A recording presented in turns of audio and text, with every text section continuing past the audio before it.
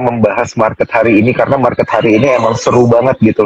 Kalau kita lihat ya, banyak teman-teman yang kemarin itu masih mikir bahwa hari ini market bisa rebound kok, sejujurnya gitu. Tapi gara-gara kan kemarin Danantara baru diresmikan gitu ya. Tapi kan gimana ya, market itu kalau lagi merah artinya bukan beberapa emiten yang terkoreksi, semuanya terkoreksi gitu. Ya, hampir Jadi kita, semuanya. iya, jadi kita nggak bisa bilang cuma Danantara doang gitu kan. Emiten-emiten Konglo juga yang jadi topik kita pada malam hari ini kan. Gimana nih emiten Konglo waktu IHSG kita lagi loyo gitu. Karena kan kalau kita lihat di tahun lalu katanya kalau tidak ada emiten Konglo IHSG kita itu kalau koreksi bisa 5.500 gitu kan katanya, lihat tuh 5.800. Tapi memang kalau lagi koreksi barengan ya kayak gitu jadi 6.500 gitu. Kita hari ini sell off 2,5% gitu, Ko Alex. Nah, boleh nggak nih, aku minta tanggapan dari Ko Alex dulu deh gitu, ngelihat market di hari ini ya, unexpected banget soalnya. Ya. Jadi sebenarnya pertama thank you ya, Support Sekuritas dan juga Daniel udah bikin IG live ini ya. Jadi semoga apa yang aku share, tapi disclaimer dulu, yang aku share ibaratnya itu point of view-nya aku. Jadi buat teman-teman yang dengar mungkin bisa dapat 1-2 poin ya. Tapi baik lagi point of view-nya saya ya. Bisa aja salah juga gitu saya gitu kan.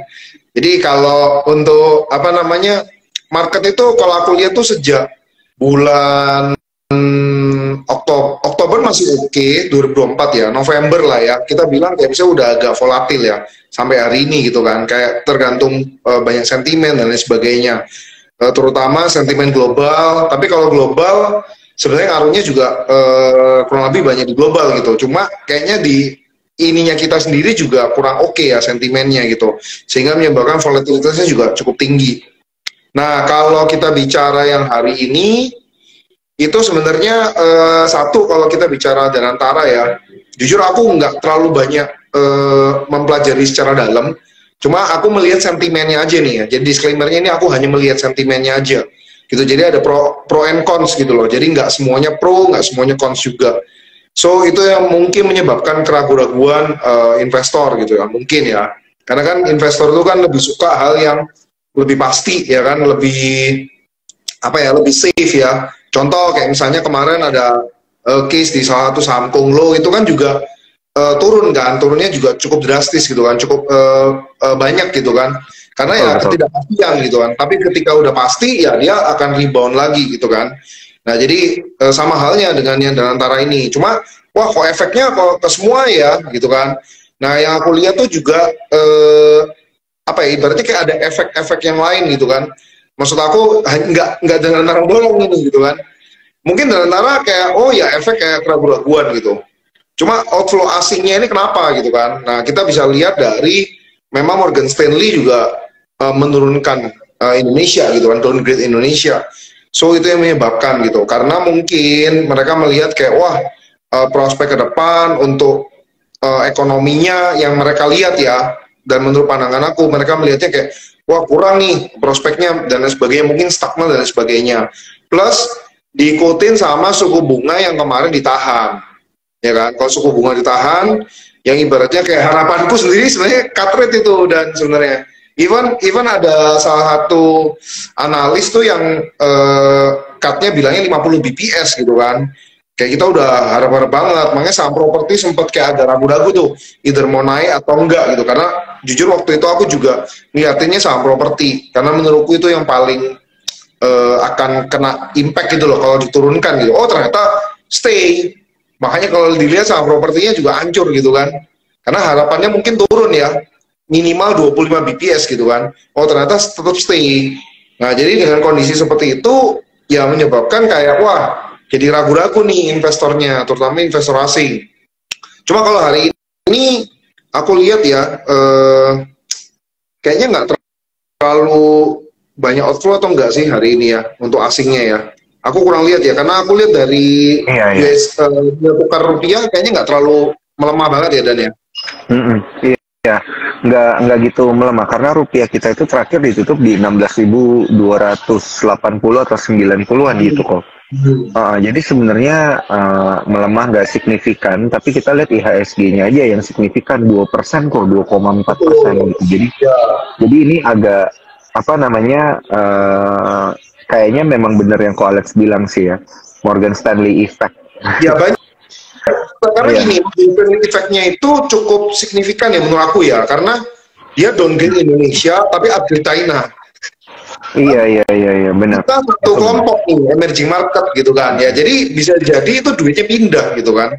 Terus belum lagi Jepang itu aku udah perhatiin, ibaratnya kalau teman-teman masih ingat dulu ada peristiwa carry trade kan, jadi mana langsung lonjak tuh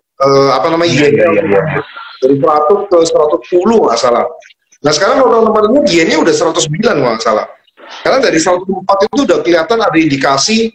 Ya kita bilang sampai carry trade enggak, tapi ya kayak kelihatan lah yennya itu akan naik gitu, karena ya BOJ-nya juga mulai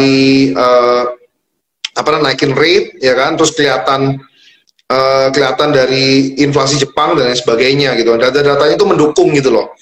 Nah jadi ya kelihatan banget ya yen akan naik gitu kan. Nah itu semua akan ngaruh sih menurut aku ya, karena itu ngaruh sama perpindahan uangnya gitu. Jadi ya bisa dibilang investor kita, kalau kita bicara investor global, itu akan lebih tertarik untuk invest di China bisa jadi, atau Jepang, terutama di China. Teman-teman bisa lihat kayak misalnya saham Alibaba itu naik, terus laporan keuangan juga di atas konsensus. Nah itu udah kelihatan banget lah ada movement gitu kan, pindah gitu, bisa jadi seperti itu. Makanya itu ngaruh gitu kan ke indeksnya kita gitu kan, secara keseluruhan ya, bisa jadi itu ya. Iya, itu benar kok. Cuman ini yang agak bikin aku itu agak geli itu ngelihat komentarnya si Morgan Stanley ini gitu kok.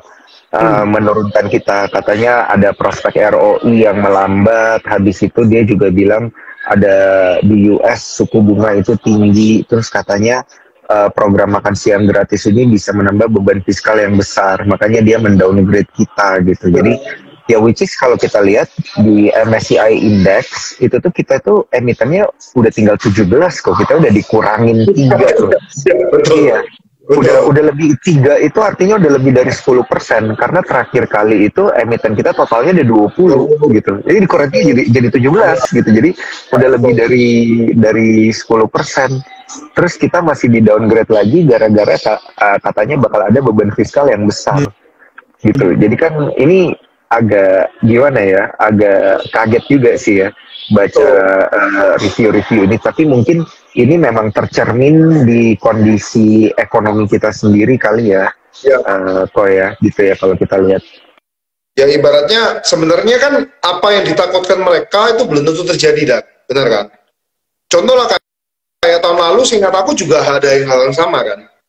Tapi akhirnya kok tiba-tiba naik gitu kan saham-sahamnya gitu kan.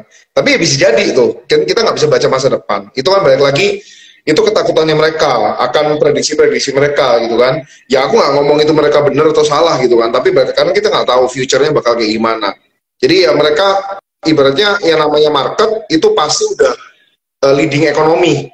Tapi bisa jadi leading itu juga bisa jadi salah gitu kan. Nah kita perlu banyak indikator-indikator lain. Jadi kalau buat teman-teman memang merasa kok Indonesia masih optimis, ini hanya technical correction, dimana karena Morgan Stanley downgrade, sehingga ibaratnya gini, kayak Morgan Stanley gitu-gitu kan acuannya dipakai oleh analis atau beberapa indeks gitu kan ya, atau ya MSCI sendiri gitu kan, untuk ya udah kalau downgrade ya udah harus buang gitu kan. Atau mungkin beberapa klien besar yang kayak misalnya harus fundnya harus dibuang dan sebagainya. Tapi kan balik lagi, mereka membuang itu bukan karena data historical juga, cuma karena memprediksi masa depan. Nah prediksi itu kalau misalnya salah itu jadi keuntungan buat kita yang yakin bahwa ya ini nggak ada masalah gitu kan. Ini mereka cuma ketakutan yang nggak masuk akal gitu loh, kayak too cheap to ignore lah beberapa saham. Dan aku udah lihat ini kayak wah ini kayaknya ada nggak masuk akal. Dan aku tadi ada satu, ini boleh sebut emiten lah ya, aku udah lihat satu emiten UNVR Unilever itu udah balik ke harga 2007, dan aku kayak wah ini mind blowing sih. Harga gila banget, dari 1100 bener kok. Kemarin waktu 1.800 aku sempat lihat itu murah. Cuma kok kayaknya nggak kuat, jadi aku jual. Jujur aku trade itu. Aku melihat hanya murah, kayaknya menarik nih. Aku coba beli, terus kayak kok kayaknya nggak kuat, ya udah aku buang. Untungnya profit ya, walaupun kecil gitu kan. Cuma maksud aku kayak pagi juga. Tadi waktu lihat, hah udah 1.100 gitu. Itu balik harga 2007 masalah itu. Kacau sih, gitu. Nah itu apa jadi kesempatan lebih jadi loh. Iya, iya, iya, iya, iya, betul, betul, betul. Karena kalau kita lihat emang ini blue chip pada koreksi semua gitu kan. Kan kita takut ya jadinya ya kalau ngelihat kalau yang blue chip aja kayak gini, gimana yang saham-saham konglo gitu kok. Yang kalau kita lihat fundamentally itu memang ajaib gitu ya. PBV-nya berapa ratus, berapa puluh, apalagi pernya gitu. Nah ini tanggapannya kok Alex gimana nih kalau ngelihat saham-saham konglo ini? Oke, nah jadi balik lagi kalau saham itu menurut aku ada yang kita bisa lihat ya, ada dua macam nih. Satu, kita bisa beli saham-saham yang below fair value-nya. Jadi dirasa kok ya ini technical correction gitu loh. Itu kita bisa beli juga. Tapi kalau saham konglo ini menurut aku agak beda. Kenapa? Karena dia itu pakai istilahnya kayak future-nya gitu loh. Contoh lah kayak misalnya saham Pani misalnya. Itu kenapa bisa naik sampai harga segini, dari harga ratusan perak sampai puluhan ribu. Ya karena future-nya adalah ya PE-nya akan ngikutin gitu. Atau kalau di saham luar tuh Nvidia deh. Nvidia zaman dulu kalau misalnya nggak naik kayak sekarang, ya PE-nya tuh murah banget memang. Karena earnings-nya ngikutin harga saham. Jadi harga sahamnya udah naik duluan, baru asetnya yang dimasukin atau earnings-nya ngikutin. Jadi pair-nya otomatis ngikutin. Kayak gitu. Itu yang aku lihat di saham konglo ya. So, ujung-ujungnya nanti akan fair value. Future-nya. Nah, kenapa kok bisa naik duluan ya balik lagi leading-nya. Kayak gitu. Tapi ada saham yang under value karena ya memang correction di normalnya itu kayak ini sebenarnya baik-baik aja di perusahaan. Cuma karena mungkin technical correction karena dikeluarin indeks ya kan. Dikeluarin inilah ya acuan-acuan indeks kan ada tuh yang market cap harus ini dan lain sebagainya, jadi akhirnya harus turun. Tapi biasanya ya kita bisa lihat earningsnya nggak ada masalah ya, potensi akan naik lagi atau minimal kita dapat dividen yang besar bisa banget gitu. Nah untuk saham konglo menurut aku teman-teman bisa cermati saham-saham yang memang punya potensi yang ibaratnya kayak oh nanti kedepannya itu ya market cap wajarnya segini karena ya mungkin ada aset yang masuk atau mungkin ada corporate action tertentu. So kesimpulannya untuk saham konglo ya corporate action menurut aku ya. Jadi kita lihat nih corporate actionnya apa. Contoh misalnya TPIA, kenapa kok harganya dijagain terus? Dan aku udah berkali-kali masuk di supportnya itu selalu untung gitu kan di situ, termasuk tadi. Nah kenapa bisa kayak gitu? Karena ya dia bakal ada corporate action next-nya, misalnya salah satunya kan IPO ya kan, jadi sahamnya akan pasti dijagain terus kayak gitu dan jadi kita mesti lihat corporate action-nya sih untuk saham konglo.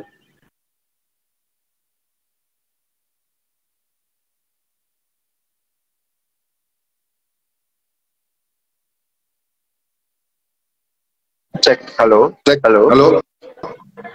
Itu sih ada tadi. Iya. Sorry. Ini kedengeran ya kok ya? Dengar, saya dengar.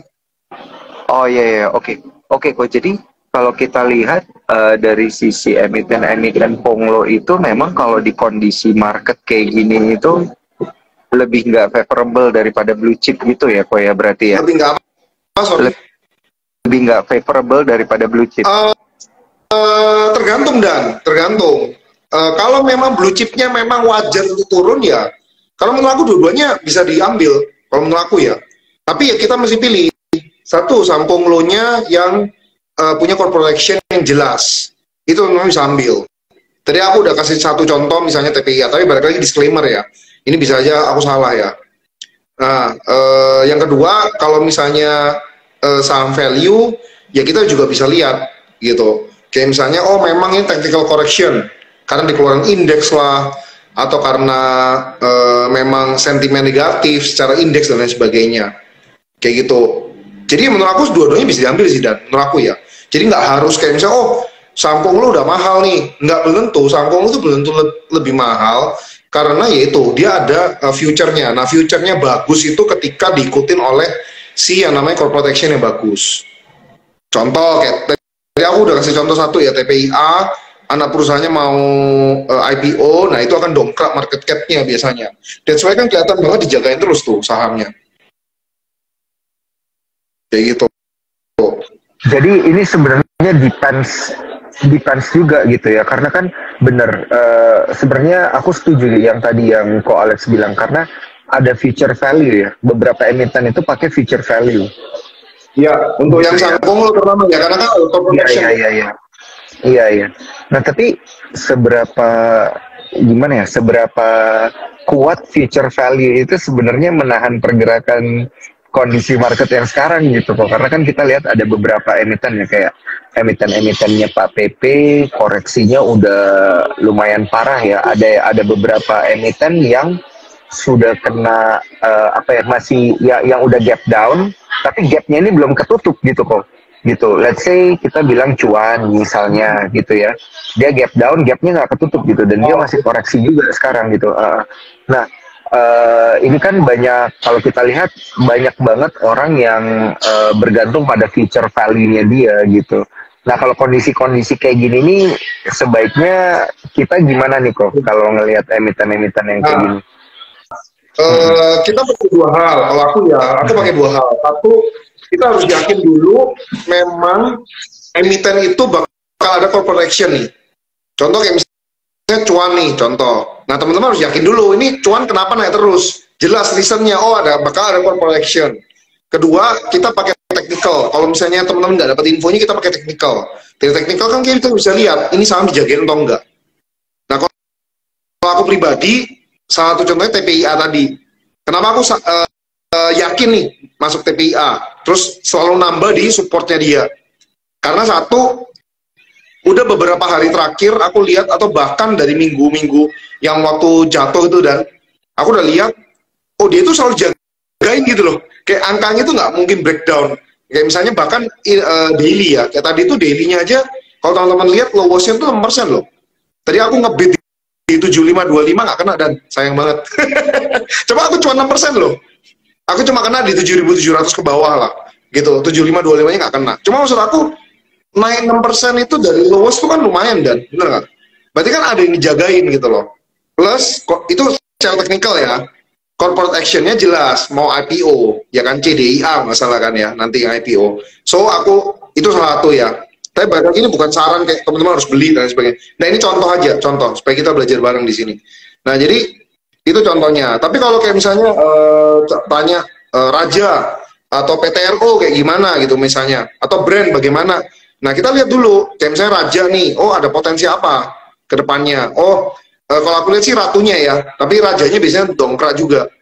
Oh, ada tuh blok-blok migas yang baru dan lain sebagainya, kontrak-kontrak baru. PTRO ada kontrak baru Vale, terus ada rumor juga mau ekspansi, akuisisi dan lain sebagainya. Nah, itu bisa jadi itu.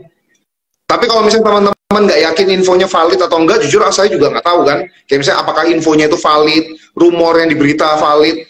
Aku biasanya lihat teknikalnya, dan kalau udah benar-benar dijagain terus, maksudnya kayak nggak bisa turun di satu titik tertentu gitu loh harganya. Nah contohnya ini, berarti kemarin waktu TPA Ambrol dapat 6.500 boleh hold ya kok ya. Nah, selama kau yakin tuh dijagain terus, ya itu hold aja gitu kan. Sama, itu teknikal ya, balik lagi teknikal yang aku lihat itu. Jadi dua hal sih menurut aku. Teman-teman bisa lihat teknikalnya atau lihat plus infonya itu loh. Kalau memang infonya valid, biasanya teknikalnya itu akan ngikutin. Pasti ada yang ambil terus kan, karena kan yakin ini bagus gitu. Supply and demand aja kan, ini kita bilangnya. Iya. Betul. Oke, kok sebelum kita lanjut lagi ke pembahasan dari IG Live kita pada malam hari ini, aku pengen info ke teman-teman Cuan Troopers, karena tadi Ko Alex sempat bahas tentang IPO kan, gitu. Nah, kita bakal ada di Bursa Efek kan bakal ada 2 IPO lagi, gitu ya. Nah, dari dua IPO ini, kalau teman-teman cuan troopers itu pengen pesen lewat aplikasi Spot, sekarang udah bisa kok gitu, pakai fitur e-IPO kita. Bisa ya, Ini kan ada, ada websitenya kan. nah ini kan ada emiten namanya Kaki dan Main. Kalau misalnya pengen dipesen, itu udah bisa melalui aplikasi Spot gitu. Mantap itu. Nah, tapi kalau dari aplikasi Spot itu cuma bisa pesen waktu lagi pooling. Pooling Kalau ya. sekarang kan ini lagi, dua-duanya lagi book building nih, jadi belum bisa. Nah, kalau dia lagi pooling, baru teman-teman cuan troopers itu bisa pesen lewat aplikasi Spot gitu ya. Dan kalau bisa pesennya jangan mepet-mepet, jangan di hari terakhir gitu ya, nanti untuk poolingnya.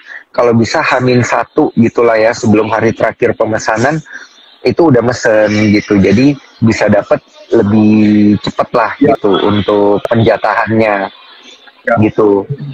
Moga-moga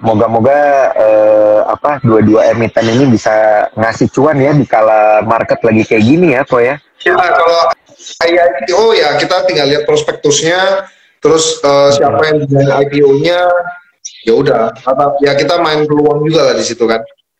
Iya benar kok. Jadi moga-moga teman-teman cuan troopers juga bisa menambal menambal loss ya di market lagi kayak gini gitu deh. Lumayan lah, ini ada dua yang IPO, moga-moga dua-duanya arah lah kok ini. Ada Kaki dan ada Main. Nanti ini deh, DM saya, ya kan, nanti saya DM Daniel, dan ini bagus nggak? Nah, jadi aku tinggal forward doang gitu kan. Teman-teman cuan troopers jangan bilang siapa-siapa ya, nanti pesennya tanya ke Alex aja. Kalau misalnya Daniel nggak balas, nanti kan aku bisa coba kan. Tapi harus pakai akun harus pakai akun. Ini kocak banget tadi yang bilang Kaki Main ya, kaki milikku ya, boleh lah ya. Kalau kita mah cuan-cuannya aja. Jangan lupa pesennya pakai aplikasi Spot ya. Pakai Spot. Nanti DM saya daftar Spotnya yang belum punya ya kan. Kalau ini bisa DM aku, nanti aku juga ujungnya DM Daniel gitu kan. Dan bisikin dong. Iya, siap. Jadi buka akunnya itu harus kontak Ko Alex supaya masuk ke grupnya Ko Alex. Gitu. Soalnya Ko Alex bisikan mautnya kenceng lah. Tapi gue mau bikin TPIA tuh sekarang. Iya, oh masih di TPIA ya Ko ya? Masih dong. Itu kalau dapat lolos tadi cuan 6%, dan itu market kayak gini cuan 6% oke banget ya. Iya, betul. Siapa yang mau kasih kok? Iya. Oke kok, kita balik ke pembahasan kita nih kok. Ini terkait dengan emiten-emiten saham-saham Konglo gitu ya. Mungkin kita akan muter aja ya. Dan mungkin kalau teman-teman cuan troopers pengen nanya, langsung aja ke kolom Q&A gitu. Karena supaya kita gampang nih untuk pilih pertanyaan untuk kita jawab. Nah, kok sebenarnya yang gue paling penasaran itu adalah saham cuan sih. Ini nih dari harga terakhirnya dia itu kan 15.000 something. Itu tadi ditutupnya 7.200, itu udah lebih dari 50% gitu. Iya, kayak ngeri aja. Nah, menurut Ko Alex gimana nih untuk potensi emiten cuan? Jujur aku nggak terlalu ngikutin, jujur ya, itu satu. Untuk cuan itu sendiri. Kedua, yang penting gini, menurut aku teman-teman harus lihat dia bakal ada protection apa, ya kan? Kita harus cari info lah untuk masalah itu kan. Dia bakal ada protection apa, terus baru lihat secara teknikalnya. Kalau aku pribadi jujur aku nggak terlalu ngikutin dan si cuan ini. Aku lebih ngikutin yang anak usahanya PTRO. Karena kan dia dapat kontrak. Maksudnya beritanya itu lebih banyak gitu loh. Story-storynya itu bakal ada kan. Nah, kayak PTRO itu ada gitu. Nah, kalau cuan jujur aku belum dengar kayak misalnya bakal ada story apa gitu. Nah, takutnya dia cuma ya udah naik, sekedar naik atau gimana nggak tahu. Waktu itu ya gitu. Nah, kita harus cari informasinya dulu. Kalau memang ada satu corporation nih yang menarik, ya udah. Mungkin ini jadi kesempatan kita. Kan dia belum nutup dia bedanya. biar teknikal ya. Nah, Hmm. jadi kalau nggak salah brand sama BRPT juga belum kali ya. Lupa juga sih aku. Oke. Brand sama BRPT ya. Brand juga belum Brand. kan? Benar. Iya, iya, iya, iya. Iya. Brand juga nggak nutup gap nih. Ngeri juga sih. Ya, yang udah itu aku inget TPA, PTRO. Kebetulan aku punya juga sih barangnya. Jadi kayak wah udah nutup gap ini gitu kan. Udah happy ambruk lagi. Kacau banget sih. Iya juga sih. Brand sama BRPT ya. Kita lihat Iya. BRPT. Oh iya, ini belum nutup gap sih ya. Betul, itu. Nah, tapi nggak tahu nih dia belum nutup gap karena apa? Mungkin karena tidak ada sentimen, ya kan, tidak ada informasi mereka bakal ada corporate action dan sebagainya. Nah, itu nggak tahu. Iya, iya, iya, benar-benar. Ini ada Benar yang kok. bilang Era. Nah, Era kan juga salah satu yang ini kan, yang ada corporate action juga kan. Sorry, maksud aku saham Ponglo juga kan. Nah, dia ada Iya, corporate betul. kan itu shareholder-nya kan juga beda tuh. Sekarang udah terus satu. Kedua dia bakal ada kontrak sama iPhone itu kan. Tuh makanya dia naik Iya. tuh. Jadi kayak gitu sih teman-teman. Kalau saham-saham Ponglo itu ya, salah satunya harus ada story-nya gitu loh. Corporate action itu bakal apa? Terus kita secara Era sih dengar-dengar kita liatin. Jadi dengar-dengar Era katanya mau diambil, nggak tahu ya. Ini aku juga nggak tahu sih, aku juga dengar-dengar doang kok, katanya Era kan mau diambil sama Aguan. udah sih itu Pak. Kalau itu dan kayaknya Oh iya, iya, iya. Udah ya.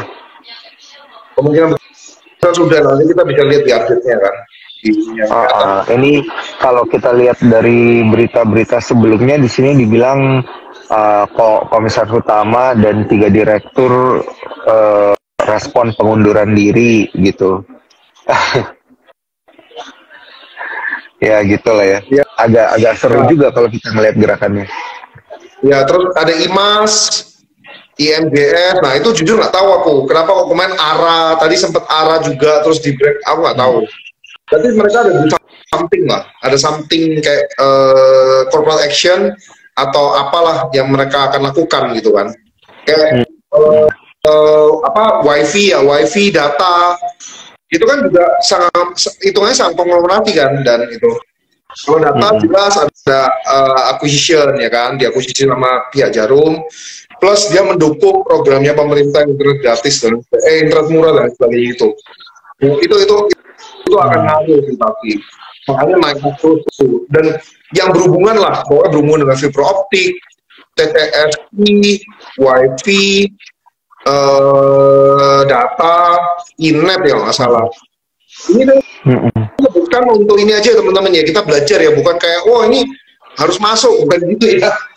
Masuk beli jual nggak ada, maksudnya di IG Live ini kita nggak rekomendasi lah. Dan cuma ini untuk kita belajar bareng. Jadi kayak misalnya kenapa saham itu bisa naik, ya kan? Dan apakah nanti depannya bakal naik lagi tergantung corporate action-nya. Plus teknikalnya kan. Kalau memang teknikalnya dijaga di harga tertentu, udah pasti itu udah ibaratnya kayak bakal ada corporation yang besar yang akan dibawa ke situ gitu loh harganya. Yang kayak misalnya contoh nih si emiten X harga 1.000 itu udah murah tuh, dijagain terus 1.000 ya, artinya dia akan ada di atas 1.000 gitu kan. Mungkin ada itu atau mungkin dia akuisisi di atas harga 1.000 ya kan, atau nanti dia ada IPO anak perusahaan yang menyebabkan nanti market cap-nya dia terdongkrak di atas 1.000 ya kan. Kayak gitu yang menurut aku ya, itu yang mesti Kalau perhatiin kalau tampung lo. iya, ini ada yang nanya kok berkaitan dengan Adaro dan AADI. Nah ini gimana nih saham AADI dan juga Adaro kok? Oke, nah kalau Adaro hitungannya kita harus nunggu corporate action-nya. Jadi ini mau ngapain? Belum kelihatan lah ini mau diapain, ya kan? Karena udah lepas maksudnya apa ya? Mesin duitnya itu udah lepas gitu loh. ADI sekarang kan. Nah kalau ADI sendiri sentimennya itu adalah lebih ke coal. Harga coal itu kurang bagus saat ini kan. Udah turun terus. Kalau nggak salah terakhir ini Newcastle 100-an lah, 109 apa 110 gitu loh. Which is itu sebenarnya masih bagus. Jadi coal itu kalau selama di atas 100 itu masih bagus. Jadi masih apa ya, kayak owner tuh masih untung lah. gitu loh. Terus dividen juga aku rasa juga masih besar gitu. Kalau teman-teman suka dividen besar ya mungkin nanti akan ada satu timing yang teman-teman bisa masuk. Kalau turun terus ya masuk aja gitu. Karena kalau call masih di atas 100 masih oke. Kalau udah 50 nah itu tuh yang kayak COVID atau tahun 2015, nah itu memang pasti akan anjlok. Tapi kalau masih di atas 100 itu oke. Bahkan dulu kalau nggak salah call tuh jaya-jayanya itu harga 80 sampai 100. Nah kalau udah 150 itu memang bullish banget waktu itu kan. Bahkan kemarin sempat 400 ya nggak salah, itu untung banget. Makanya naik kencang gitu. Nah itu bisa dipantau buat teman-teman yang suka dividen, itu bisa pantau ADI buat teman-teman yang memang mau apa ya kayak spekulasi untuk satu corporation tertentu yang berhubungan dengan sedikit pastinya kan, karena kan katanya Adaro potensi untuk dividen gitu. Dan tingkat aku dan Antara itu salah satu fungsinya untuk mendukung energi baru kan, energi hijau baru. Nah ini jadi loh kecipratan juga kayak gitu, bisa jadi ya. Tergantung Oke. gitu kan. Suka corporation, Adaro, suka dividen ya ADI. Tapi dia juga ada corporation. Nah itu bisa juga tuh. Menarik. ADI sih menarik ya. Kalau buat teman-temannya dividen, PTBA, ADI gitu kan. Menarik. Nah, kok kalau kita ke grup Konglo yang lain gitu kan, tadi udah di grupnya Pak PP. Kalau kita fokus ke grupnya Pak Aguan gimana nih, Pani CBDK gimana nih kalau ngelihatnya ke depannya? Oke, CBDK menurut aku bertahan nggak nih dengan asumsi future value lah gitu? Oke, kalau Pani jujur aku belum pernah hitung ya kayak future value-nya berapa gitu kan ya, dihitung dari asetnya. Cuma harusnya dia bisa naik, harusnya. Kenapa? Kenapa aku yakin? Karena masih ada potensi. Kan kemarin itu turun terus tuh kan karena masalah kan. Dan kayaknya ini masalah udah mulai pudar dan hilang gitu. Jadi masih ada potensi lah untuk naik gitu. Itu satu. Terus CBDK itu satu perusahaannya bagus menurut aku. Potensi dividen bagus juga. Laporan keuangan juga bagus. Ya masih ada potensi lah CBDK itu. Dan pemegang sahamnya juga oke ya kan. Kalau nggak salah Antoni Salim juga pegang masih banyak. Plus sama Aguan ya. Nah kalau yang Paninya itu lebih banyak Aguannya kalau nggak salah kan. Bagus sih. Itu dua masih bagus. Masih potensi. Cuma kalau misalnya Pani 20.000. Nah nggak tahu deh. Tapi kalau di atas 15.000 mungkin ya. Harapanku juga gitu dan karena aku sendiri juga iya benar kok. Ini apa mungkin efek jangka pendek aja ya IHSG kayak gini, apa bakal lower for longer nih kok? Kalau suku bunga kan katanya higher for longer gitu ya. Kalau IHSG kita gimana nih, lower for longer nggak sih sebenarnya kalau kita lihat secara keseluruhan? Nah, salah satu sentimennya jujur ya, aku sendiri agak nggak expect tuh yang suku bunga itu sih, jujur aja. Itu aku sempat masuk properti dan yang paginya itu terus aku tanya kamu kan, ini kira-kira kayak gimana nih? So waktu kamu bilang, oh kayaknya bakal ditahan kok. Nah itu aku udah siap-siap cut loss memang. Dan aku cut loss, jujur aja aku cut loss. Waktu itu aku masuk CRA kalau nggak salah. Aku cut loss, nah hari ini 810 loh. Kalau aku nggak cut loss, habis ya aku. Habis, iya bener kok. Apa sih ya, istilahnya apa, ugly truth ya kok ya. Kita nggak percaya itu bakal terjadi ya, tapi mau gimana gitu, beneran. Karena no reason Bank Indonesia-nya cepet-cepet nurunin suku bunga, orang di US-nya juga kayak gitu. Ya itu, jadi ya kemungkinan agak berat nih ya, sampai mungkin kita bisa lihat kayak Maret lah ya. Maret, kalau memang ada pulih either tengah Maret atau April gitu ya. Nah itu teman-teman mungkin ada kesempatan kayak misalnya mau trading juga bisa. Mei biasanya jelek tuh. Jadi kita siapin uang buat Mei. Kemungkinan lah ya. Yang ini masih gambaranku ya. Iya, iya. Februari kayak gini tuh nggak expect aku. Bayangan aku kayak, oh sampai akhir Februari itu masih bisa naik gitu loh. Yang hari ini tuh jujur nggak expect. Main karena apa? Karena apa? Oh ya Morgan Stanley ya, oke. Gitu. Cuma menurut aku mungkin sementara loh. Kayak besok mungkin ada potensi rebound. Maksudnya turun dulu terus rebound. Kalau nggak salah supportnya ISG 6.500 kan? Iya, 6501 kok. Ya, iya. ya mungkin di Takutnya bawah dia situ bakal dulu. ke situ dulu gitu ya, baru dia rebound gitu. Ya, lebih baik kan. Daripada naik turun lebih dalam kan bahaya. Iya. Tapi ini deg-degan banget kok karena dia kayak nguji support mulu gitu. Ya. Kalau nguji support mulu kan itu ibaratnya kayak ada tanda-tanda dia mau ambruk gitu kan. Ada tanda-tanda dia mau break support gitu. Takutnya kayak gitu. Nah, kalau Alex ngeliatnya gimana nih ke depannya buat indeks kita? Kalau indeksnya, kalau aku perhatiin ya Dan ya, tapi ini bisa jadi aku salah. Yang aku perhatiin tuh kayaknya cukup dijaga sama saham-saham konglo sih, terutama PP ya kan, PANI. Karena ya ini bankingnya kita ambruk gitu loh. Coba BBCA ya, aku lihat ya.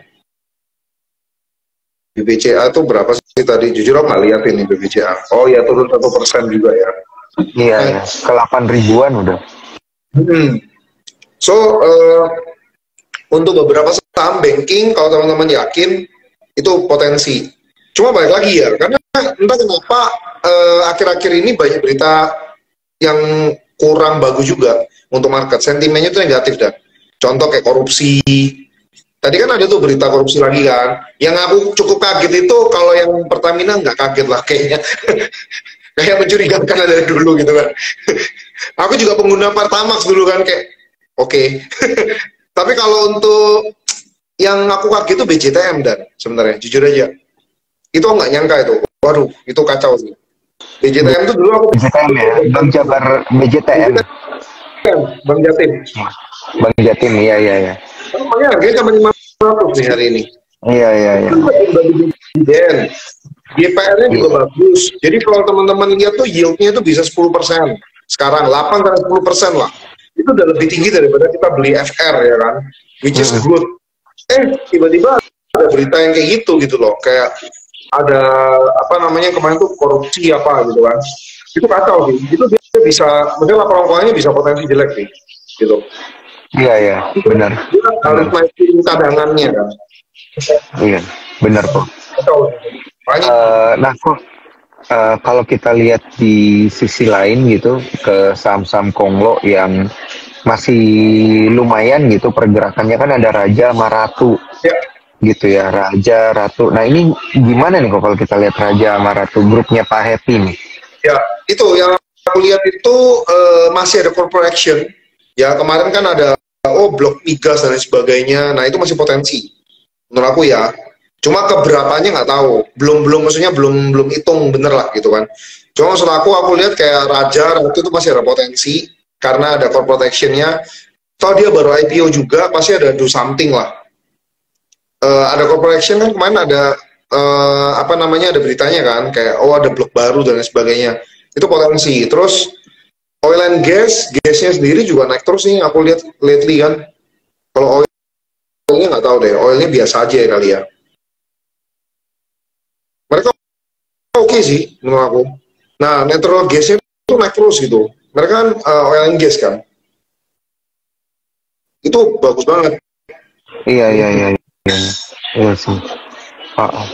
Wah ini ada pertanyaan menarik nih dari teman Cuan Troopers. Udah $4.000 dan udah high. Hampir all time high sih enggak sih ya. Ada year on year udah naik kenceng ini 4.000 loh. Kok ini ada yang nanya nih, dia bilang jadinya kita pegang emiten swasta dulu better daripada plat merah nggak nih gara-gara isu korupsi? Kacau sih, bener. Jujur aja kacau. Cuma gini, kita lihat dulu nih BUMN-nya apa dulu, ya kan?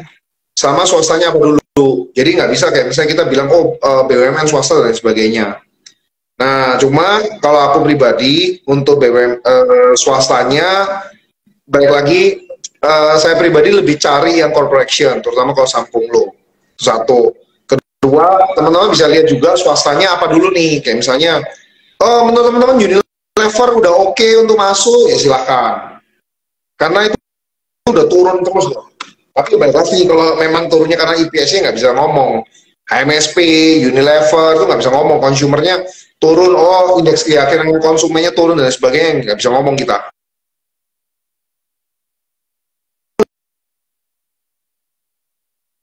Ya, kalau untuk BUMN, BUMN-nya apa dulu kan? Kalau memang mau dividen ya PTBA oke, tapi ya harus siap-siap harga batu baranya itu dipantau ya teman-teman. Atau coba aku buka King ya. King menurut aku kalau kayak contoh BUMN ini ya itu loh 150-an miliar. Tapi EPS-nya terakhir itu sekitar 55 miliar. Menurut aku sih udah oke banget.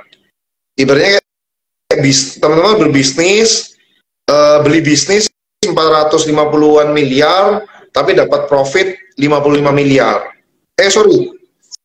Ini 450 triliun ya kan, dapat profit 55 triliun gitu loh. Ya oke banget gitu loh. Jadi kalau itu menurut teman-teman oke ya lakukan, beli aja. Kan tinggal dua pertanyaan, teman bisa menjawab dua pertanyaan. Ini EPS-nya BMRI bakal turun atau bakal naik atau bakal stuck? Betul. Yang kedua, teman-teman udah puas nggak dengan EPS kayak gitu loh. Katakanlah stuck, ya udah berarti kan bakal 2025 bakal 55 triliun lagi. Iya. Nah, jadi potensi jadi kecuali dia akan ada bilang, gua nggak ada dividen lagi nih. Ya udah lain cerita itu mah. Ngeri banget kok. Moga-moga nggak gitu ya, moga-moga nggak gitu. Karena kita tahu banyak yang nyari, udah banyak yang nyari dividen gitu ya, banyak yang nyari dividennya gitu, makanya beli sahamnya. Nah kok pertanyaan terakhirku adalah gimana menurut Ko Alex melihat saham Konglo di saat IHSG saat ini lagi loyo gitu? Apakah sikap kita yang terbaik itu adalah hold, wait and see, atau kita mendingan average down? Silakan kok. Oke. Kalau hold, temen aku nggak bisa ngomong ya. Kenapa? Karena tergantung teman-teman masuknya dari harga berapa, ya kan? Kalau kayak misalnya, wah harganya terlalu tinggi ya, gawat juga kan. Kalau misalnya masuknya bawah banget, menurut aku sih hold aja gitu kan, nggak ada masalah. Terus yang kedua, lihat dulu apa namanya, kalau udah terlalu banyak noise atau ibaratnya kayak dibicarakan, biasanya sih potensi turun biasanya. Contoh wifi ya kan, itu udah bicarain rame terus, wah internet udah pasti turun lah. Sama kayak Pani dulu juga gitu kan, dibicarain terus pasti turun gitu kan. Karena memang bisa lihat di shareholdernya udah nambah berapa banyak gitu kan. Nih, kita bisa lihat tuh informasinya di satunya di RTA kan juga bisa lihat ya. Nah, itu shareholdernya Pani per 31 Januari nambah 12.000 gitu kan. Nah, itu udah kayak terlalu banyak, biasanya gitu loh. Biasanya kalau saham udah mau turun tuh tandanya salah satunya itu gitu. Shareholdernya terlalu banyak. Naik terus gitu jumlah shareholdernya. Berarti kan ada distribusi ke banyak orang. Logikanya lah, kita bicara teknisnya logikanya seperti itu. Jadi ada potensi turun dulu. Biasanya kayak gitu. Nah, tergantung teman-teman belinya di harga berapa. Kalau harganya ketinggian, ya susah nih untuk hold. Atau kalau misalnya memang ada cash-nya ya tinggal average down. Nah, sama Konglo apa yang pantas di average down? Balik lagi ke statement saya yang sebelumnya. Yang ada corporate action-nya, jelas corporate action-nya, bukan corporation bodong ya. Sama satu lagi, track record-nya, ya kan, track record si Konglo-nya ini loh. Kayak misalnya, ya PP lah, misalnya Pak Prayogo tuh bagus-bagus lah. Barito tuh selalu komit ya, gitu kan, untuk corporate action-nya. Yang ketiga kita lihat teknikalnya aja gitu. Karena kalau udah story-nya udah selesai, Sama kayak bank digital kemarin kan, story udah selesai, ya udah selesai, sahamnya ya selesai gitu loh. Artola apalah semua selesai gitu, keluar dari indeks akhirnya gini, udah selesai, soalnya finish. Nah, tapi kalau yang belum masuk indeks itu jauh lebih menarik kan, kalau menurut aku dan ya. Contoh Pani belum masuk indeks apa nih, gitu. Padahal udah pernah masuk indeks. Contoh kayak, tapi ini bisa jadi salah aku ya, kayak Aman gitu loh, udah pernah masuk indeks kan, udah masuk gitu loh. Jadi mungkin udah pernah masuk gitu. Kadang mau iya. Gitu. Itu mungkin jadi tips yang bakal lebih bener juga sih, bakal lebih boom yang emiten Konglo yang belum pernah masuk indeks pasti. Iya. Bakal gila banget. Iya. Iya. Jadi nanti once udah masuk indeks udah selesai. Biasanya sih gitu ya. Iya. Iya. Mantap. Mantap kok Alex. Thank you banget ini sharingnya, gila. At least bisa nenangin kita yang ngelihat market koreksi 2,5%, gila banget kok Alex, karena 2,5% itu aku sendiri pun itu jarang ngelihat gitu, tapi lately itu sering terjadi gitu ya. Tapi hopefully dengan penjelasan kok Alex ini, teman-teman cuan troopers bisa dapat guidance untuk sikap kedepannya itu mau gimana gitu ya. Karena kalau aku ngelihat data, banyak banget teman-teman cuan troopers yang megang saham-saham Konglo gitu ya, galau. Nah, moga-moga dengan dengerin Ko Alex ya, penjelasannya Ko Alex ini bisa jadi lebih itulah ya, lebih tahu ngambil sikap kedepannya gimana. Jangan asal cut loss gitu maksudnya. Iya. Dan hari ini kayaknya turunnya juga lumayan dan ya. Maksud aku value volumenya ya, lumayan ya. Iya, betul. Itu dia turun dengan volume kok. Iya. Berarti ya benar kan, potensi secara teknikal besok lanjut. Iya. Semoga mantul ya. Iya. Siap aja lah. Ya kita sama-sama siap. Gitu. Iya. Hati teman ya. Jadi ya money manajemennya juga jangan lupa ya. Iya. Siap kok. Kalau gitu thank you banget kok Alex. Buat guidance-nya, nanti kita ngobrol-ngobrol lagi ya buat emiten-emiten IPO nih, ada 2 lumayan. Semoga manfaat teman-teman ya di sini. Disclaimer, nggak ada kayak jual beli dan sebagainya. Ini tipsnya aja buat teman-teman. Siap. Oke, disclaimer on. Thank you. Bye Alex. Bye.